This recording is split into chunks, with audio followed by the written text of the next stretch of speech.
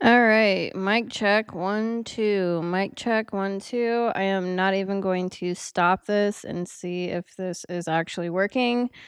So, it's been a couple of months since I've been steady doing videos. I have literally been sick in the fetal position the last 5 or 6 days.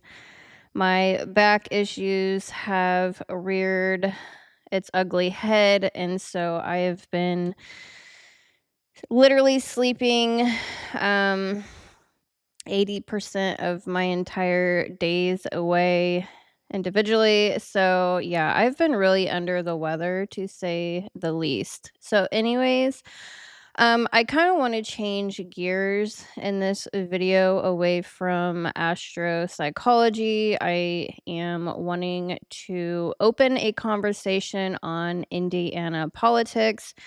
So, I am from central Indiana. My family farms. I've been a farm kid. And so, yeah, I just kind of want to get into different topics, start a couple of different series. I am working on genealogy. I am working on my massive court case that has been going on for many years. So there's just a lot of different topics I want to talk about besides just psychology.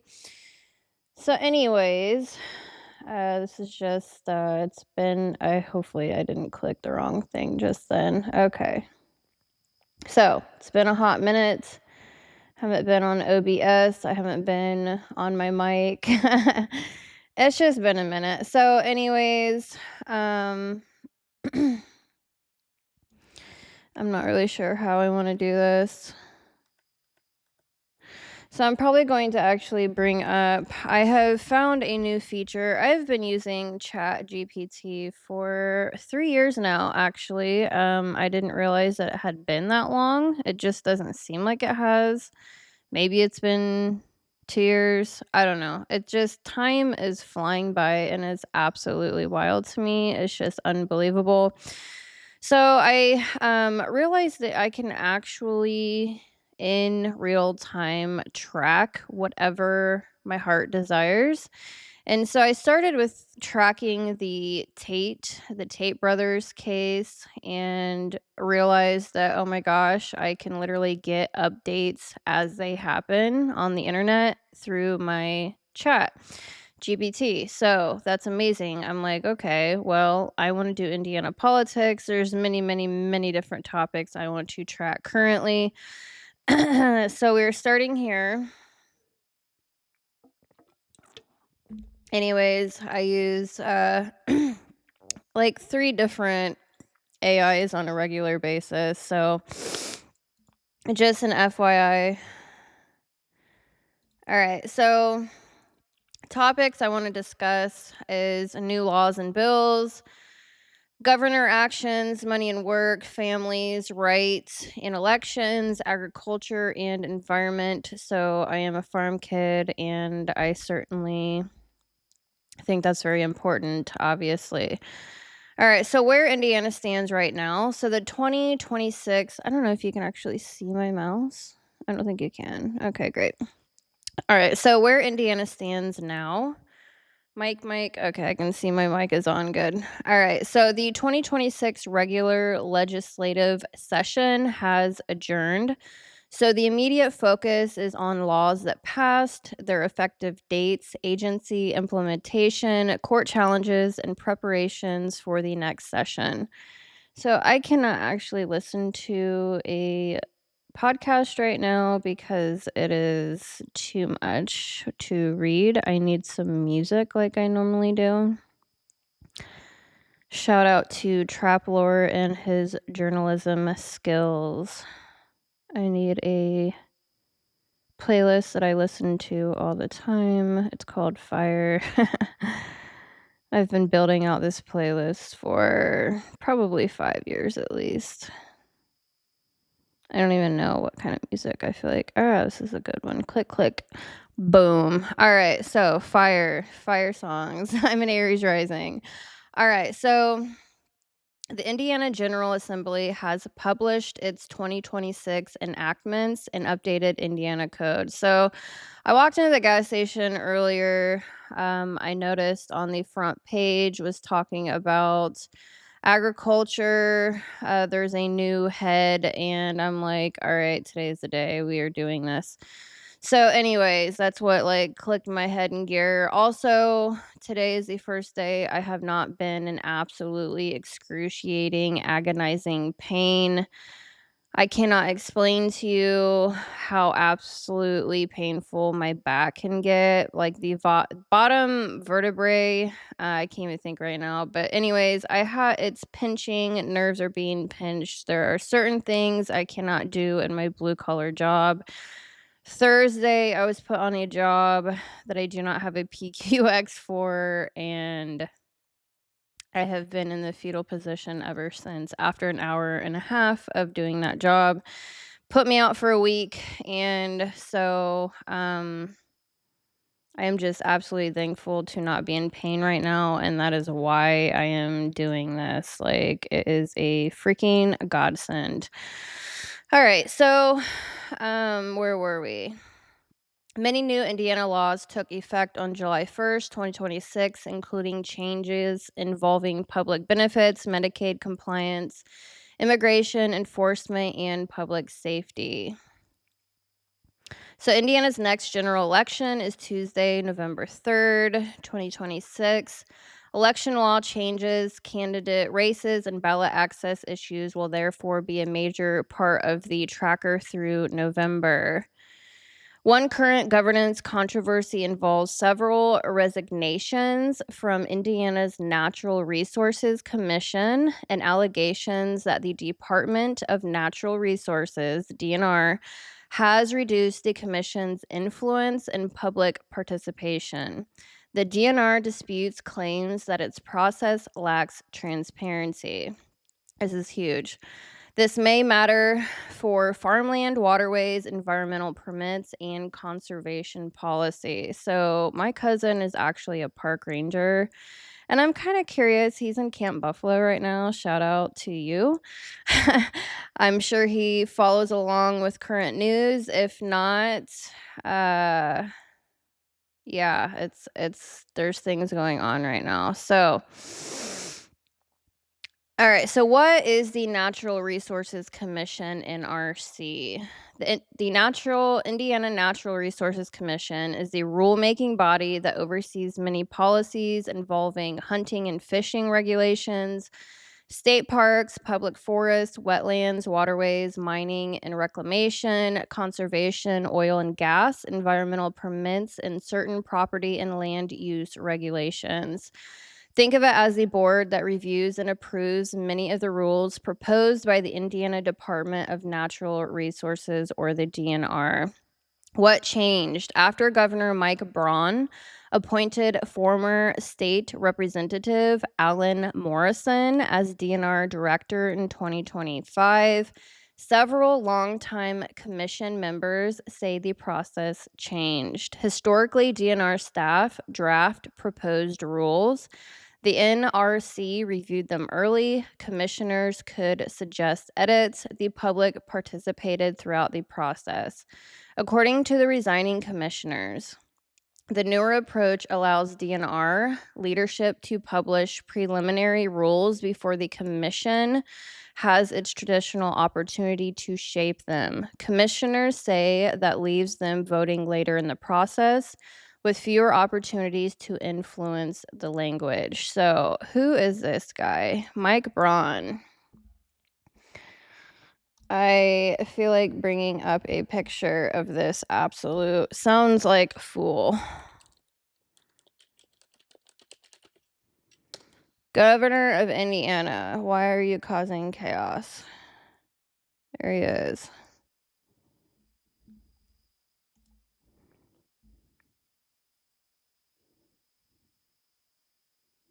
Born March 24th. He is an Aries, 1954. Is an American businessman and political, serving as the 52nd governor of Indiana since 2025. A member of the Republican Party, he served from 2019 to 2025 as a U.S. Senator from Indiana, and from 2014 through 2017 as the representative for the 63rd District in the Indiana House of Representatives. Born in Jasper, Indiana, Braun graduated from Wabash College with a degree in economics and subsequently earned an MBA from Harvard Business School. I'm going to have to blow this up because I am blind as a bat. Oh, that's actually going to affect everything. That might actually be better. Across the board, I can't make it bigger. Oh, there we go. Yeah, okay. I don't feel like adjusting too much right now. I feel like chilling because my back has not been too hot. Okay, so he was elected to the United States Senate in 2018, defeating Democratic incumbent Joe Donnelly. He was elected governor in 2024, defeating Democratic nominee Jennifer McCormick and Libertarian nominee Donald Rainwater by a margin of 13.3%, the highest margin in an open seat election for governor since 1918. Braun opposes the Affordable Care Act, same-sex marriage, abortion, and a pathway to citizenship for undocumented immigrants. He has called on the Republican Party to take climate change more seriously. He supported President Donald Trump's trade and tariff policies, although he was previously an advocate of free trade. Braun voted to acquit Trump in the impeachment trial related to the Trump-Ukraine scandal.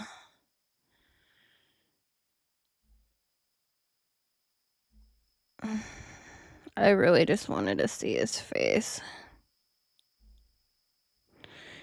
Okay.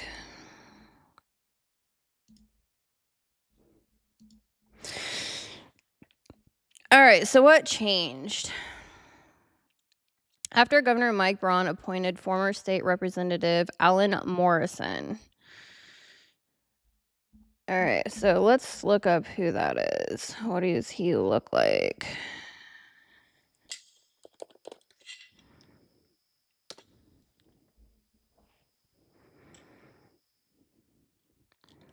Alan Morrison.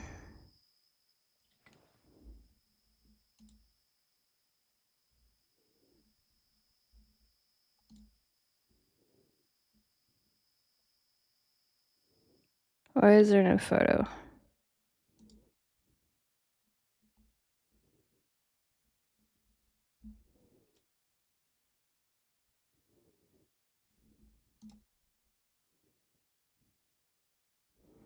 There he is. Oops. Why is my screen glitching? That's gonna not be fun. All right, so that's what he looks like.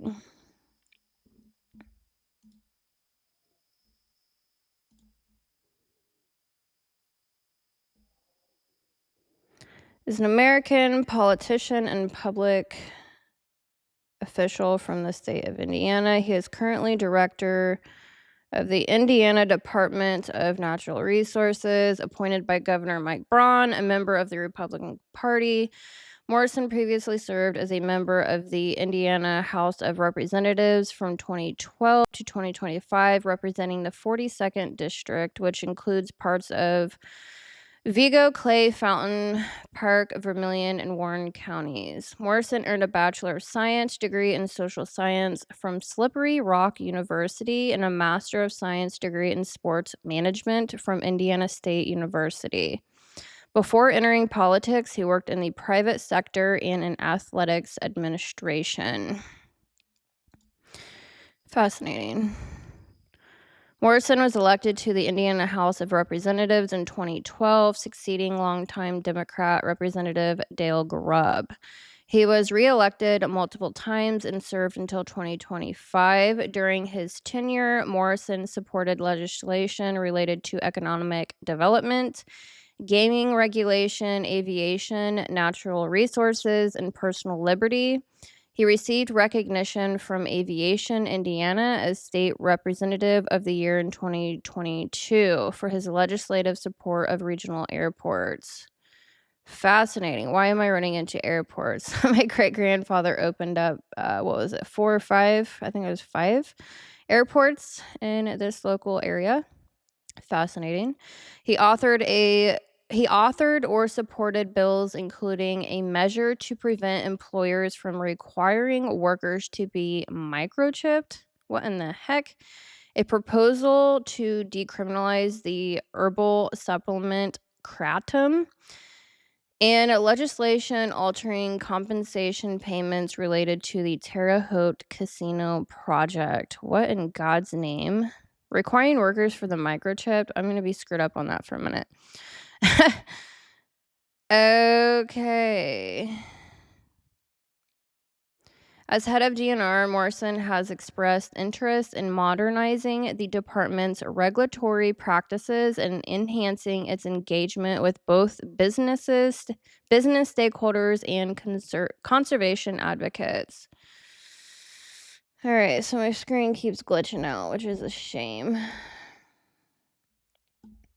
All right, so what changed? After Governor Mike Braun appointed former state representative Alan Morrison as DNR director in 2025, several longtime commission members say the process changed. So historically, DNR staff drafted proposed rules. The NRC reviewed them early.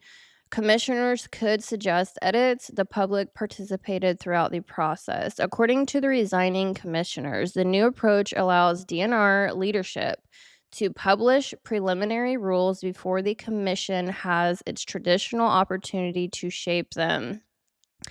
So commissioners say that leaves them voting later in the process with fewer opportunities to influence the language. So why did members resign? Within weeks, 4 commissioners resigned. Among them were Brian Pointner, chair for more than 20 years, Jane Ann Stotts, vice chair, Phil French, 20-year member, and Bart Harriman. Their resignation letters expressed concerns that citizen input had been reduced, transparency had declined, decision-making had become more centralized within DNR leadership. One former commissioner wrote that the agency had shifted from emphasizing public engagement to a more closed decision-making process. I can't listen to this music right now. There we go. This is a great song. Animals, architects. Nothing but a bunch of animals. All right. So one former commissioner, wrote that the agency had shifted from emphasizing public engagement to a more closed decision-making process. And this is what I love to track in craziness. What does DNR say? The Department of Natural Resources disputes those criticisms, of course. Its position is that the rulemaking process still follows Indiana law. Public hearings remain available. Commissioners still have opportunities to review and vote. The revised process simply makes rulemaking more efficient.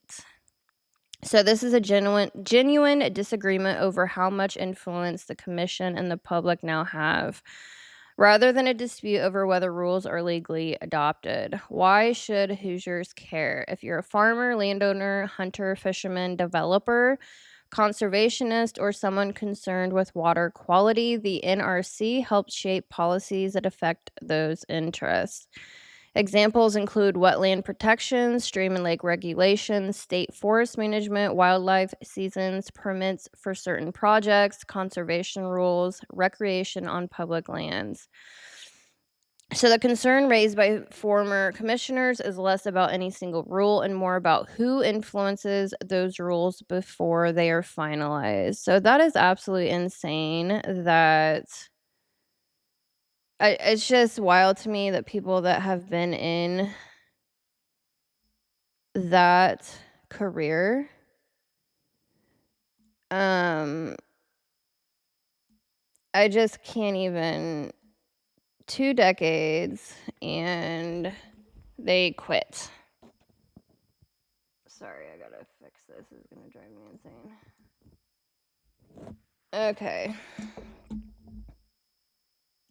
So yeah, I just can't imagine being somewhere for 20 years and completely up and resigning, because yeah, it's horrible. I can't imagine. So anyway, at this stage there isn't evidence that specific environmental protection, I can't read that word for some reason, it's in my way. Oh, great. Oh, there we go. Okay, so at this stage, there isn't evidence that specific environmental protections have been broadly eliminated because of these resignations. The central issue is governance, whether rulemaking has become more centralized under DNR leadership or whether the agency has simply streamlined an otherwise slow process while preserving required public participation. Both sides agree the legal process continues. They disagree about how meaningful the commission's and public's influence remains. All right.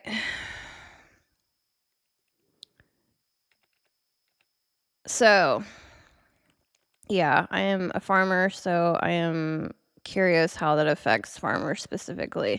So, what actually happened in early 2026, House Bill 1003 originally proposed eliminating the Natural Resources Commission altogether and shifting its functions elsewhere in state governance.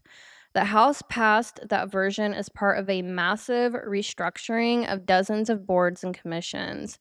After hunters, conservation organizations, and other stakeholders objected, the Senate removed the NRC elimination provision.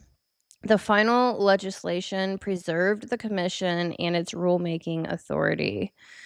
So the legislator did not ultimately abolish the NRC, but shortly afterward, a second dispute developed inside the agency. Traditionally, the NRC, the Citizen Containing Oversight Board, would give preliminary approval to proposed DNR rules. That meant commissioners discussed the substance early, could question DNR staff, suggest changes, and expose the proposal to public scrutiny before it moved deeper into the formal administrative process. Under the newer protocol attributed to DNR Director Alan Morrison, the DNR begins the rulemaking process and obtains required executive branch approvals before presenting the rule to the NRC for preliminary adoption. Former Chair Brian Pontner argued that this transformed the commission from a policy-making participant into something closer to a late-stage approval body. He publicly described the commission as being neutered. Then 4 commissioners left. So Brian Pointner, the chair for more than 20 years, Jane Ann Stotts, vice chair. So we did go through this list. I am just like absolutely mind blown. So several explicitly said they believed public involvement in the commission's influence had diminished. DNR says the legally required public comment process remains open and transparent. So why this matters to farmers. The NRC is not Indiana's general agricultural regulator. It does not ordinarily determine seed, fertilizer, pesticide, livestock, or commodity policy. Those matters more. Often involve the state chemist, Board of Animal Health, Department of Agriculture, IDEM, USDA, and county drainage boards. But the NRC and DNR can directly touch the physical land and water surrounding farming. So waterways and work near streams, DNR regulates certain construction and activity in or near floodways and waterways, depending on the location and legal classification that may affect removing trees or debris from waterways, stabilizing stream banks, excavating or removal of material, installing or replacing culverts, building crossings, bridges, or access routes, changing channels, working near navigable waters, and projects that could construct blood flow. Flood flow, excuse me, blood flow. Excuse me. So, yes. The DNR adopts administrative rules in Title 312 governing those programs. Indiana's own DNR guidance distinguishes between navigable and non-navigable waterways and identifies exemptions and general licenses for certain work. For a farmer, that can mean the difference between routine maintenance and work requiring notification, a general license, or an individual permit. So we're talking about drainage and flooding.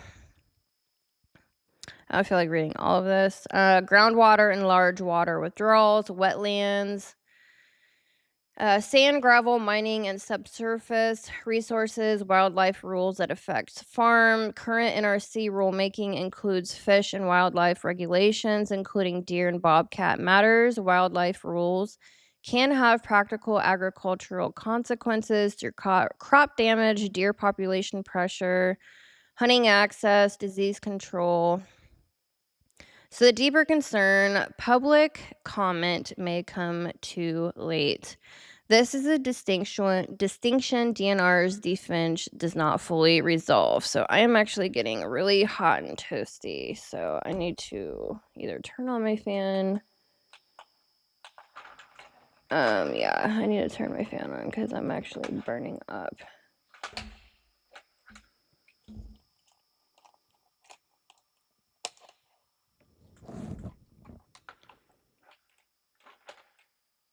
Hopefully I don't have my actual heating blanket on. That'd be awful.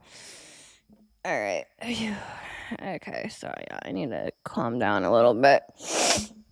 I'm not in pain, so that's great. But yeah, it's definitely getting toasty in here. All right, so the deeper concern.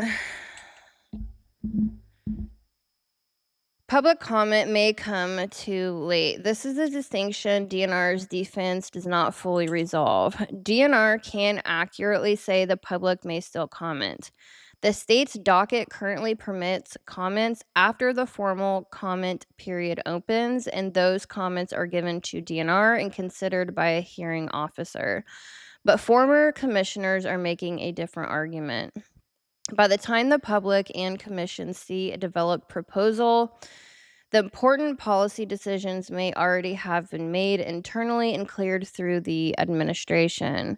Legally available comment is not always the same as meaningful early influence. Think of it like a county drainage project. Being invited to comment before engineers choose the route is different from being invited after the route. Financing and design have largely been settled.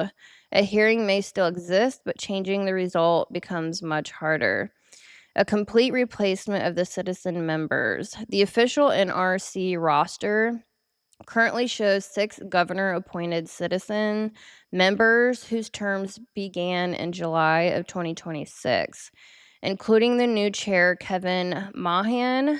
That means the appointed citizen side of the commission has effectively been reconstructed during this turmoil. The board also includes DNR, IDEM, INDOT, and other institutional representatives. This is not automatically corrupt or unlawful. The governor has appointed authority, but it is a major institutional shift because the commission lost several decades of accumulated experience nearly at once. For farmers, experience matters. Long-serving members may understand why an old drainage exemption exists, how a rule affected farmers in an earlier drought, which proposed language caused unintended permitting problems, the difference between ordinary farm maintenance and commercial development, how agency maps differ from conditions on the ground. Replacing experienced members with a new slate can make a commission more dependent on information supplied by the agency it is supposed to oversee. So, what has not been established? At present, there's no evidence this change has already produced a specific statewide rule seizing farmland, etc., etc. So, Indiana lawmakers initially attempted to eliminate the Natural Resources Commission. After public opposition saved it, 4 veteran commissioners resigned, saying DNR leadership had diminished the commission's role in meaningful citizen involvement. The commission has now been rapidly repopulated with new appointees, while it continues overseeing rules involving Indiana's water, floodways, waterways, public lands, mining, and wildlife. All right, so the next NRC meeting is scheduled for September 15th, 2026 at 10 a.m. Eastern at Fort Harrison State Park in Indianapolis. I am writing that down right now.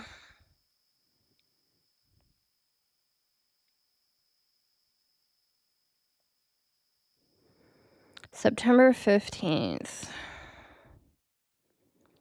10 a.m. NRC meeting.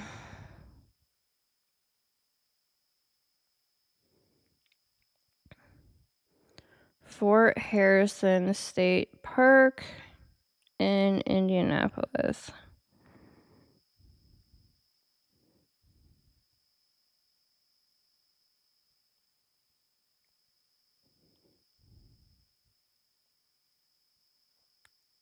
Interesting. So another is scheduled for November 17th. Meetings are also posted online, and previous meetings have video recordings. All right. So, also, this is what I read in the newspaper that triggered me today a little to look into some things. So, um, my question was, don't we have a new agricultural head? So, there are actually 2 different leadership positions that are relevant. So, number 1, Indiana State Department of Agriculture, ISDA. The head of the ISDA is Don Lamb. He is a second generation Boone County farmer, a Purdue agricultural economics graduate, and Governor Mike Braun reappointed him on December 23rd, 2024. So he reports to Lieutenant Governor Micah Beckwith, who serves as Indiana's Secretary of Agriculture and Rural Development. Don Lamb has emphasized growing Indiana's ag economy, agricultural innovation, soil conservation, grain markets, youth agriculture, FFA, rural economic development. Earlier this year, he has also promoted Governor Braun's goal of investing $1 billion over the next decade to expand Indiana's ag, bioscience, and agricultural innovation sector.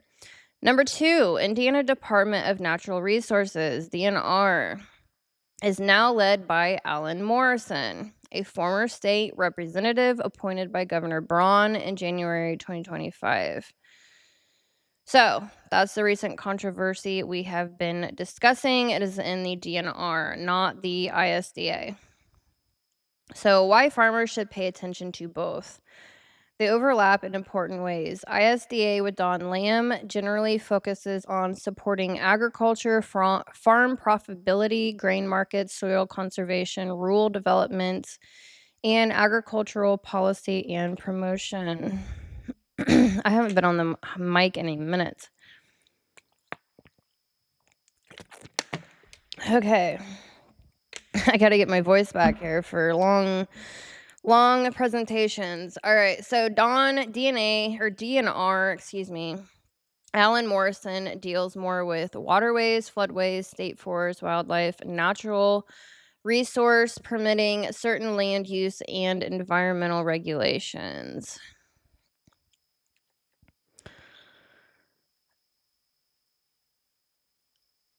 All right. So if you're installing drainage, working near a creek, dealing with floodways, or facing a natural resource permit issue, DNR is often the agency involved. If you're looking at farm programs, conservation initiatives, agricultural economic development, or grain issues, ISDA is more likely to be the lead. All right. So an interesting development is that some former agricultural leaders are now questioning whether the lieutenant governor should continue overseeing agriculture at all. Former ISDA Director Ted McKinney has argued that agriculture should report directly to the governor instead of through the lieutenant governor, saying it would strengthen the department's influence.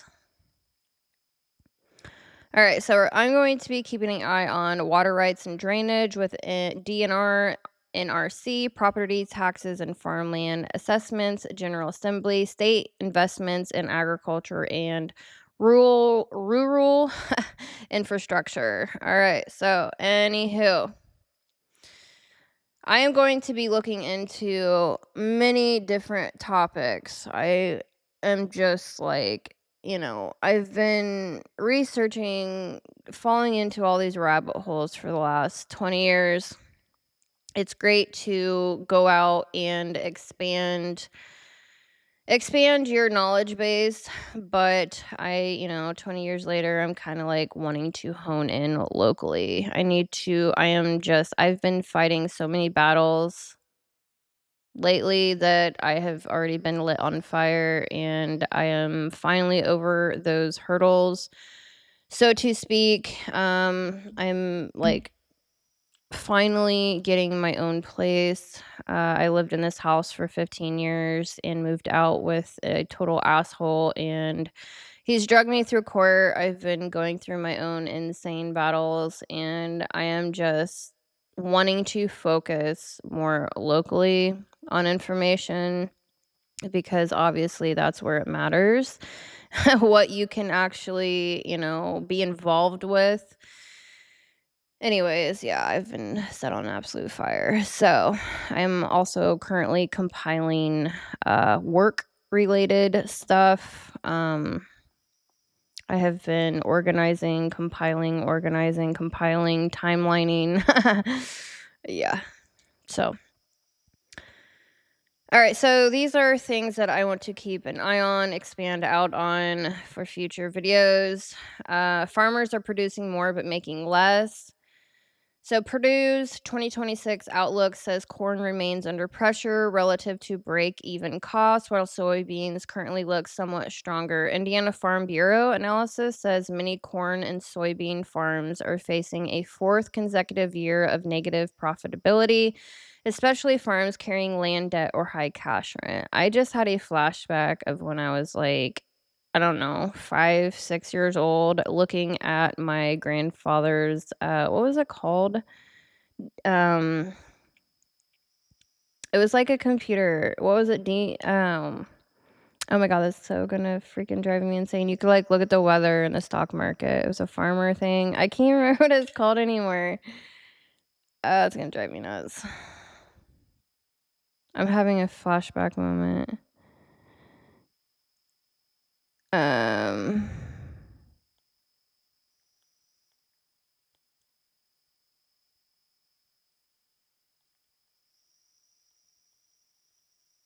God, what year was that? Freaking like before 1995.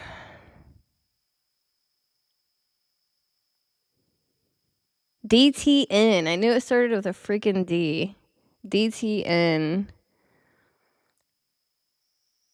Provided live satellite delivered grain prices, weather radar, and agricultural news. Yeah. I need to see an image right now. I just totally had a freaking flashback. DTN. I used to just sit there and read a freaking, like, what do you call those? Just huge, like, dictionary books. What do you call it? Britannica. I have always been an oddball, and I've always loved just researching nonstop. There it is. Oh my god. Wow. I don't know, like, if you can see that. Yeah, I used to sit on that when I was, like, I don't know, 5 years old and just pretend like I knew what I was doing. Even up to when I could read. So, anyway, maybe I thought I was reading. I just totally remember being on there.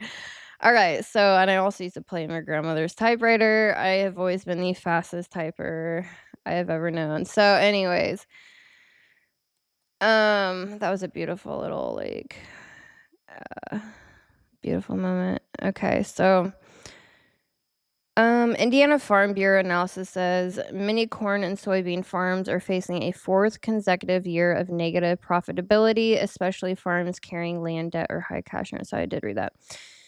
All right, so people see high land values and expensive equipment and assume farmers are wealthy, but they don't understand margins, debt, seed, fertilizer, fuel, repairs, rent, and crop risk. Huge increases in assessments on barns and farm buildings.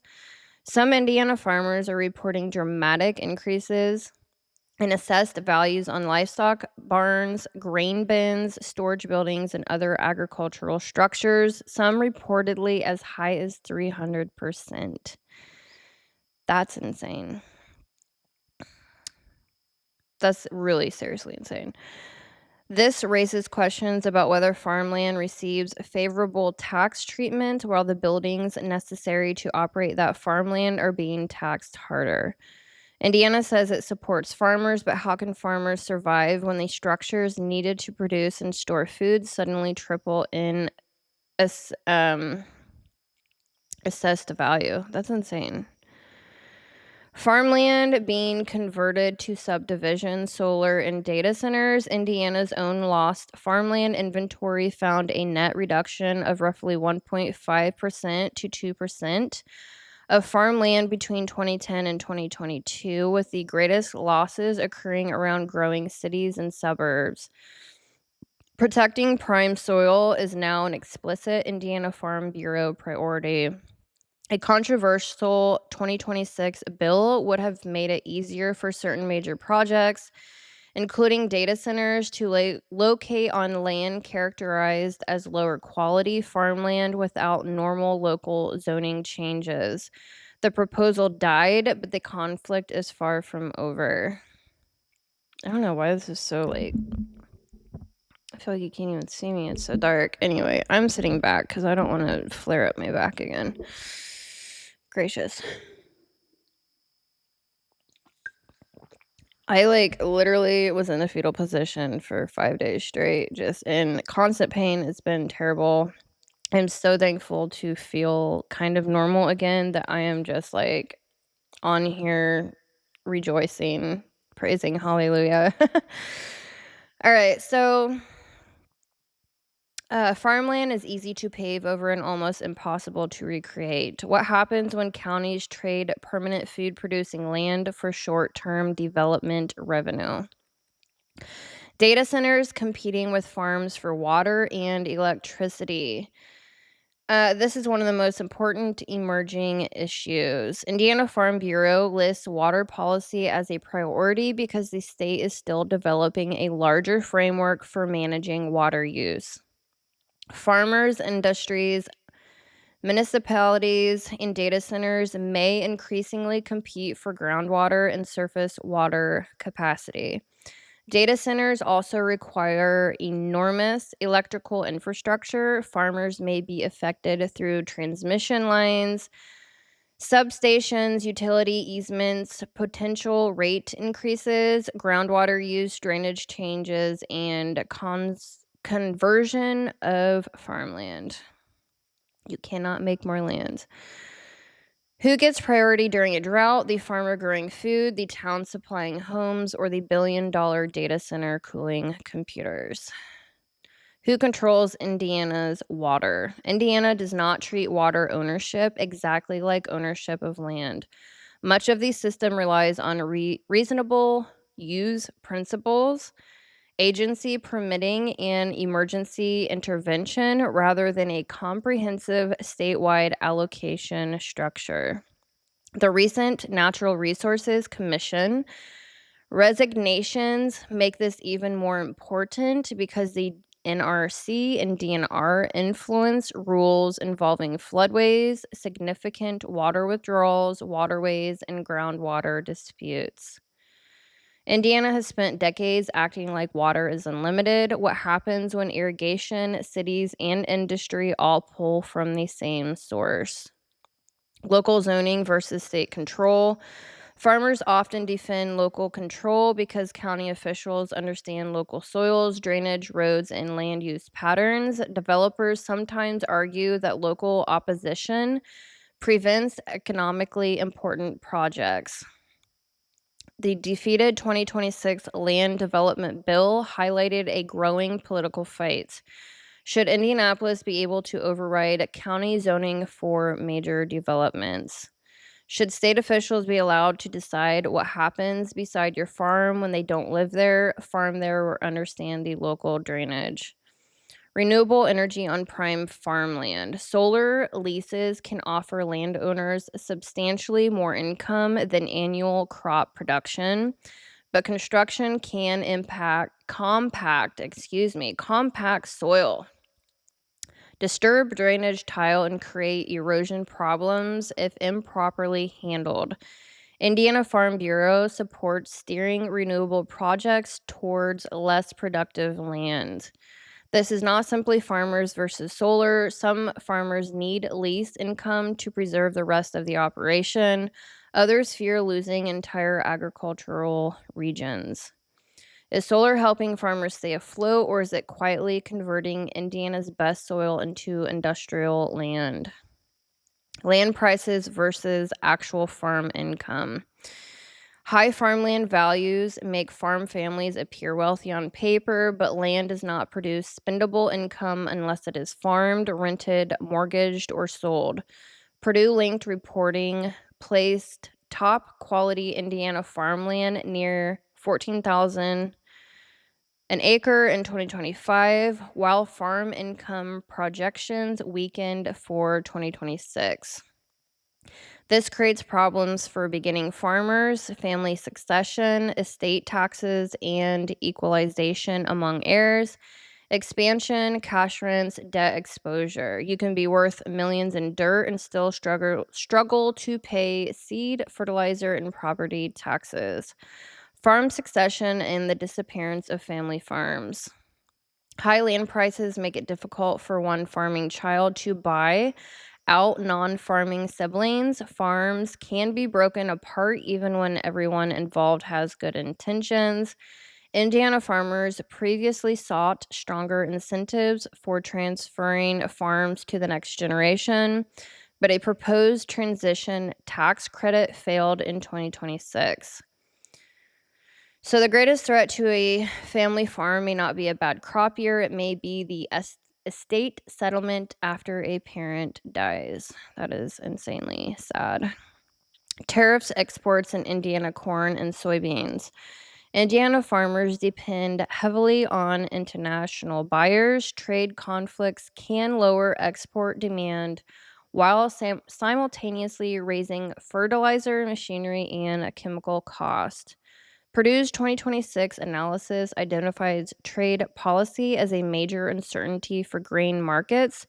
Corn remains particularly sensitive to production costs and export conditions. So politicians talk about tariffs as leverage, but farmers often absorb the cost first and wait years to see whether the promised market returns. Yeah, I talked mad shit about that earlier. Anywho, government payments versus actual profitability. Federal payments and crop insurance can keep farms liquid, but they can also hide a deeper structural problem. The market price may not cover the cost of production. Indiana Farm Bureau estimates government support could provide meaningful per acre payments for corn and soybeans, but its analysis still shows difficult profitability conditions. Farmers do not want to survive on government checks. They want a market where producing food actually pays. Cash rent pressure. When farmland values rise, rents often remain high even after grain prices fall. The farmer carries the crop and weather risk, while the rent remains due regardless of yield.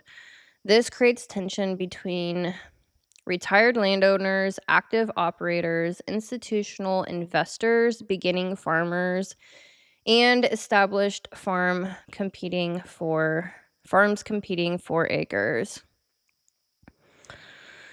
Cash rent adjusts slowly when prices fall, but fertilizer and interest costs hit farmers immediately. Foreign and corporate ownership of farmlands.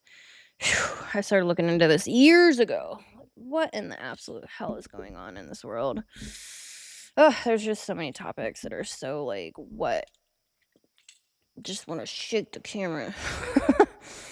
Wake up. I think we're waking up, so I feel like I can actually speak on a lot more today than I could like 15 years ago. Anyways, I just want to open the discussion and keep track of what is going on locally. Anyway, foreign and corporate ownership of farmland. Indiana law restricts designated foreign adversaries from purchasing certain agricultural land. But broader questions remain about corporations, investment funds, shell companies, and absentee ownership. The serious question is not merely nationality, it is whether farmland remains controlled by people with a long-term stake in that land and community. Does it matter who owns Indiana soil if the highest bidder has no connection to the county, the watershed, or the next generation? I'm a very concerned millennial, if you cannot tell. Drainage, tile, ditches, and flood management. Much of Indiana agriculture depends on artificial drainage. Yet regulation is divided among county drainage boards, DNR, IDEM, and federal authorities. Farmers increasingly face heavier rainfall events, urban runoff, and development upstream, while sometimes being blamed for downstream water problems. Farm drainage is treated like a private farmer issue until a subdivision or industrial development dumps more water into the same system. Soil conservation versus forced mandates. Most farmers recognize that erosion and nutrient loss harm both the land and their profits. The fight usually concerns whether conservation should remain voluntary and incentive based or become increasingly mandatory. Indiana continues to fund programs involving cover crops, buffers, erosion control, and water quality. So farmers want to preserve their soil, it is their livelihood, but conservation rules designed in offices can ignore the cost and realities of individual fields. Fertilizer, fuel, and machinery costs. Commodity prices have dropped from recent highs while input expenses remain elevated.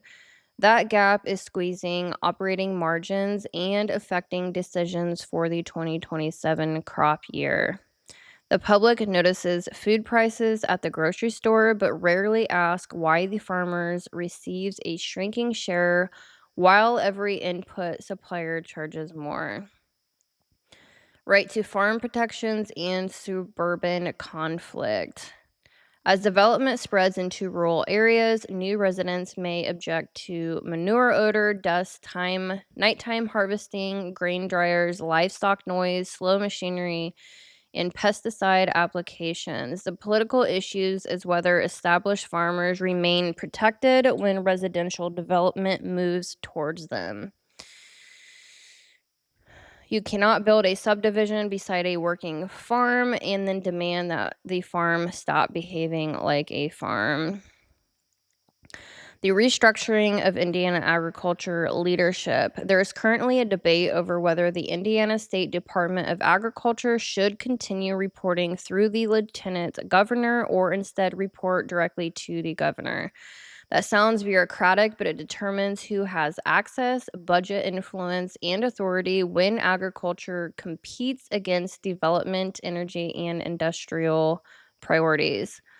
Does agriculture actually have a strong voice in Indiana governance, or is it treated as ceremonial until developers want the land or water? All right. So, yeah, I'm not really sure exactly which I want to expand out on. I think I'm just going to keep doing these videos as I research myself.